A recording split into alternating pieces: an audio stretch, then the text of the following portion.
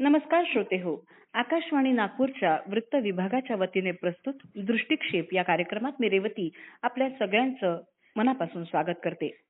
मंडळी, सध्या नशामुक्त भारत अभियान सुरू आहे आणि आपल्या माननीय पंतप्रधानांनी लाल किल्ल्यावरील संबोधनातून सुद्धा नशामुक्त भारतासाठी आवाहन केलं. या विषयावर आज आपल्यासोबत चर्चा करण्यासाठी, या विषयावर दृष्टिक्षेप टाकण्यासाठी आपल्यासोबत आहेत सामाजिक न्याय विभागाच्या रिसोर्स पर्सन आणि सहाय्यक आयुक्त सुकेशिनी तेलगोटे मॅडम. मॅडम, आपलं खूप स्वागत आहे दृष्टिक्षेप या कार्यक्रमात. धन्यवाद मॅम. पहिला प्रश्न माझा असा आहे की नशामुक्त भारत अभियान नेमकं काय आहे आणि त्याची पार्श्वभूमी काय? नशामुक्त भारत अभियान हे 15 ऑगस्ट 2020 पासून सुरू झालेलं अभियान आहे आणि हे भारत सरकारच्या सामाजिक न्याय आणि सक्षमीकरण मंत्रालयाने सुरू केलेलं हे राष्ट्रीय अभियान आहे. या अभियानाचा मुख्य उद्देश आहे नशा छोडो भारत जोडो, हा मुख्य उद्देश. आणि याच्यामधले जे उद्देश महत्वाचे ते म्हणजे ड्रग्ज आणि व्यसनापासून तरुणाईला वाचवणे, समुदाय आधारित प्रतिबंध आणि समुपदेशन करणे, व्यसनमुक्ती केंद्र मजबूत करणे आणि जागरूकता आणि शिक्षणाद्वारे समाज बदलणे.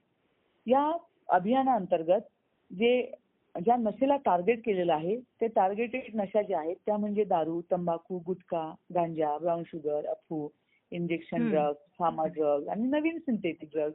तर फक्त तरुणाईला या सर्व नशापासून वाचवण्यासाठी या अभियानाची सुरुवात झालेली आहे आणि देशभर हे अभियान अतिशय चांगल्या प्रकारे राबवण्यात येत आहे. मॅम, तुमचा जो विभाग आहे म्हणजे सामाजिक न्याय विभाग, या विभागामध्ये काम करताना नेमकं कसं तुम्ही नशामुक्त भारत अभियानासाठी काम करताय याविषयी आम्हाला थोडं सांगा.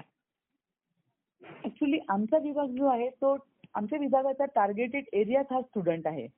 विद्यार्थ्यांसाठी आम्ही खूप मोठ्या प्रमाणामध्ये योजना राबवतो. जसं आमच्या स्कॉलरशिपच्या योजना आहे, याच्यामध्ये सगळे जे कॉलेजेस आहेत ते आमच्या कनेक्टेड असतात.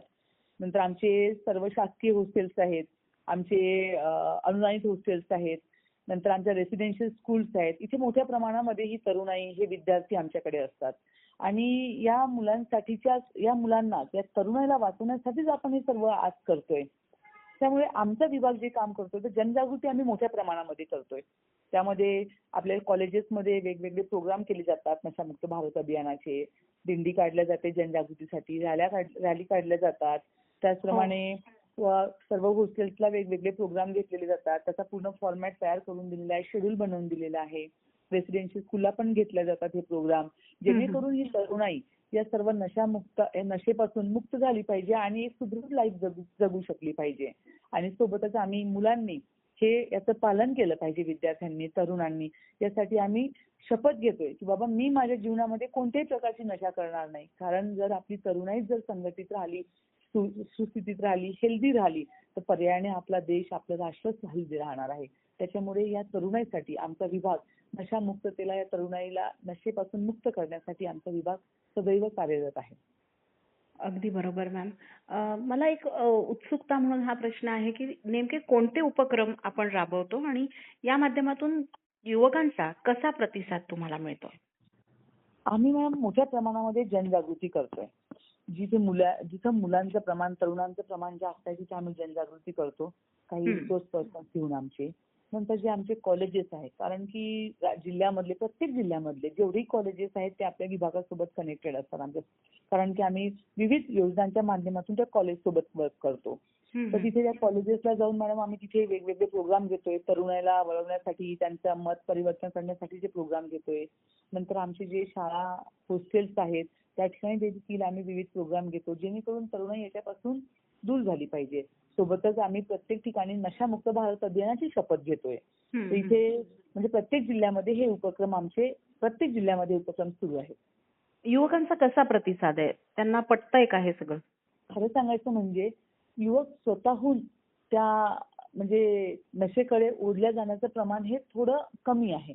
जर युवकांना आपण ती जाणीव करून दिली, ती जागृती त्यांच्या मनामध्ये झाली, त्यांचा ब्रेन वॉश करण्यामध्ये जर आपण सक्षम म्हणजे आपण यशस्वी झालो तर मुलं नक्की त्याच्यापासून दूर जातील आणि युवकांचा खूप चांगला प्रतिसाद लाभत आहे आम्हाला. प्रत्येक ठिकाणी युवक म्हणजे आमच्या प्रत्येक गोष्टीला चांगला प्रतिसाद देत आहेत. त्याच्यामुळे येणाऱ्या काळामध्ये याचे चांगले चिन्ह आपल्याला दिसतीलच. मॅम, तरुणांमध्ये नशा वाढण्याची कारणं तुम्हाला काय वाटतात? आणि हे अंमली पदार्थ इतकी पोलीस कारवाई सुरू असते, तरी सुद्धा हे त्यांना मिळतात कसे? कसं असतं, नशा ही एका दिवसातून सुरू होत नाही. त्यामागे हं. मानसिक, सामाजिक आणि कौटुंबिक कारणे असतात. जसं मानसिक कारणं म्हटलं आपण तर ताण नैराश्य असते मुलांमध्ये, अभ्यासाचा ताण असतो, नोकरी मिळत नाही, या पैशाची भीती होते, भीती हं. वाटते. कधी-कधी असं वाटते की चला थोडा वेळ आपण रिलॅक्स करू म्हणून ते सुरुवात करून देतात. हं, कधी-कधी हं, त्यांच्यामध्ये जिज्ञासा पण असतं, की एकदा हं. ट्राय करून तर करून बघू. बघू. हां. हां, या एका विचाराने त्या व्यसनाची सुरुवात होऊन जातं. हं, हं. कधी-कधी ते एकटेपणा आणि आत्मविश्वासाची कमी असते. मित्र नाहीये बाबा, कोणी समजून घेत नाही, नशेत खुश वाटते, असा त्यांचा भ्रम झालेला असतो. हं, कधी हं. आनंदासाठी एखादा शॉर्टकट असतो. म्हणजे मेहनत न करता लगेच आपल्याला आनंदी राहायचा आहे बाबा, हॅपी करून घ्यायचंय स्वतःला. त्यासाठी पण तो शॉर्टकट मार्ग निवडतात ते. काही सामाजिक हं. कारणं आहेत.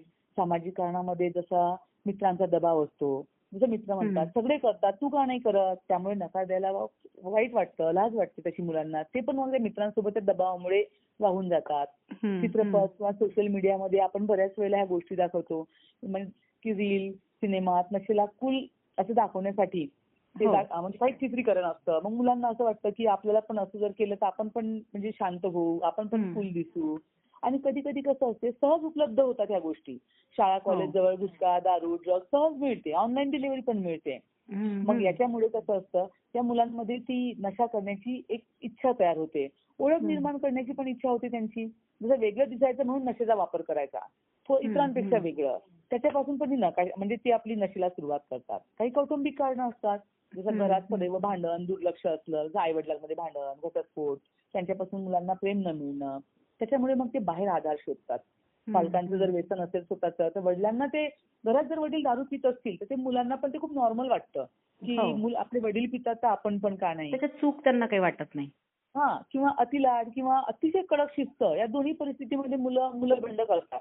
म्हणजे हं. नशामुक्त म्हणजे नशा घेऊ शकतात. काही आणखी कारणं आहेत, जसे बेरोजगारी आणि भविष्याची अनिश्चितता असते मुलांना, माहितीचा अभाव असतो. तर ह्या सगळ्या गोष्टीमुळे मुलं त्या नशेकडे वळतात. पण एकच लक्षात ठेवायचं, की नशा ही समस्या नाही आहे. तर हं. समस्या लपवण्याचे साधन आहे. असं ते समजून मुलं हं. त्या नशेकडे वळतात. ही नशा मुलांना लागण्याची अनेक अशी विविध कारणं आपल्याला देता येतील. हं, हं. मॅम, या मुलांना पुन्हा एकदा हेल्दी आयुष्याकडे योग्य मार्गावर आणण्यासाठी आपली काही रिहॅबिलिटेशन सेंटर्स वगैरे आहेत का? हो, आपले व्यसनमुक्ती केंद्र आहेत. नागपूर जिल्ह्यामध्ये बरेचसे व्यसनमुक्ती केंद्र आहेत. हं, बऱ्याचशा हं. एनजीओ ते चांगल्या तऱ्हेने चालवतात.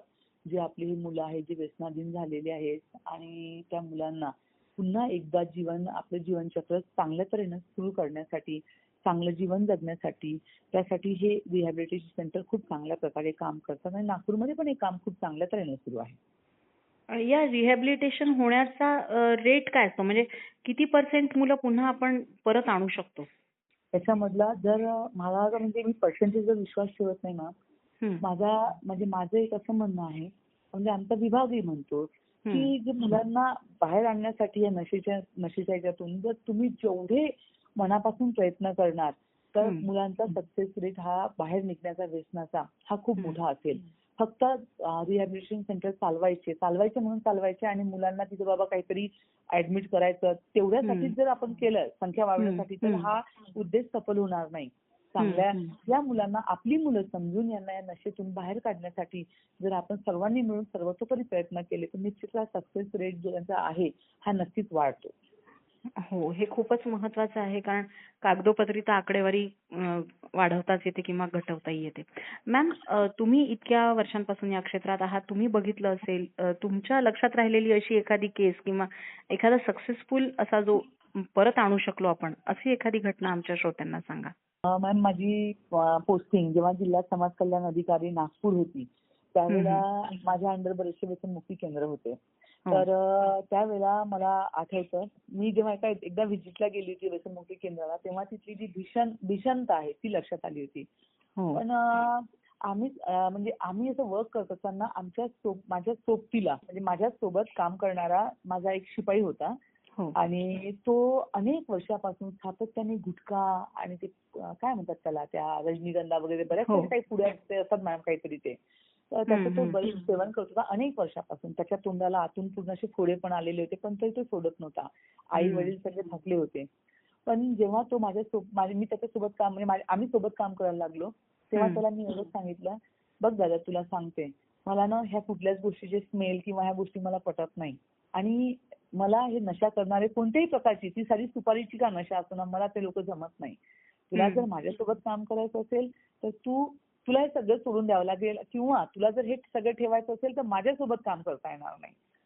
तो म्हणाला, "मॅडम, माझ्यासाठी तुमच्यासारखी अधिकारी आणि बहीण मिळाली हेच माझ्यासाठी सगळ्यात मोठी गोष्ट आहे. आणि माझ्यासाठी गुटखा वगैरे ह्या गोष्टी काहीच ठेवत नाही." त्याला त्या गुटखा खाल्ल्याने किंवा त्या बाकीच्या काही व्यसन केल्याने काय परिणाम होतो हे जेव्हा त्याला समजावून सांगितलं, त्यानंतर मॅम त्याच्या डोक्यावर एवढा त्याचा चांगला परिणाम झाला की त्याने त्यानंतर आजपर्यंत कधीही खाल्लेलं नाही. म्हणजे ही खूप चांगली घटना. म्हणजे साध्या त्याला फक्त एक चांगल्या तऱ्हेने समजावून काउन्सिलिंग. सांगितलं, हो. समजावण्यामधून, ते काउन्सिलिंग मधून, चांगल्या काउन्सिलिंग मधून एक चांगली घटना घडलेली. आणि असे तर अनेक प्रयोग झालेले खूपच छान. आहेत. बऱ्याच हो. वेळेला नोकरी म्हणजे आपलं कर्तव्य बजावत असताना अनेक लोक संपर्कात आलेले आहेत. आणि एक खरं म्हणजे आभार असे की जे लोक संपर्कात आले आणि जे व्यसनाधीन होते त्यांना जेव्हा पर्सनली काही काउन्सिलिंग केलं, सगळेचे सगळे नशेतून बाहेर आलेले आहे. ही सर्वात चांगली घटना घडलेली आहे. हे खरंच खूप मोठं काम तुम्ही करता आहात राष्ट्रासाठी, समाजासाठी. आणि आता आजच्या या मुलाखतीच्या समारोपाकडे जाताना मला एक प्रश्न असा विचारायचा आहे तुम्हाला, की आमच्या श्रोत्यांना, जे युवा श्रोते आकाशवाणी ऐकतात, त्यांना आपण काय संदेश द्याल? मी सर्व युवांना एकच सांगेल की तुम्ही सर्वजण आपल्या देशाचे आधारस्तंभ आहात. तुम्ही आपल्या देशाचं भविष्य आहात. सर्व भविष्य आपल्याला घडवायचं आहे. जर भारत आपल्याला एक महाशक्ती म्हणून समोर आणायचा आहे, एक सुदृढ भारत समोर आणायचा आहे, तर तुम्हा सर्वांना खूप चांगलं स्वतःकडे लक्ष देऊन खूप प्रगती करायची आहे. आणि प्रगती करत असताना तुम्ही जर कुठल्याही नशेच्या आहारी गेला तर तुम्ही कोणतीही प्रगती करू शकणार नाही. आणि आपल्याला आपल्या आई वडिलांनी लहानाचं मोठं केलं, तर हे नशा करून तुम्हाला पाहण्यासाठी त्यांनी लहानाचं मोठं केलेलं नाही. सर्व युवकांना, तरुणांना नशा जेही आहे, कुठलीही नशा करू नका. कारण नशेमधून काहीही मिळत नाही. उलट आपल्या जीवनाचं जेही असेल ती वाईट अवस्था होईल. त्यामुळे याकडे न वळता सुदृढ लाईफ जगा, खूप चांगलं करा, अभ्यास करा आणि आपल्या देशाला सुदृढ बनवण्यासाठी मदत करा. सुकेशनी मॅम, खूप धन्यवाद की तुम्ही वेळात वेळ काढून या कार्यक्रमात सहभागी झालात आणि इतकी छान माहिती आमच्या श्रोत्यांना दिली. यासाठी आकाशवाणीच्या संपूर्ण टीमच्या वतीने मी आपले आभार मानते. धन्यवाद मॅम, धन्यवाद.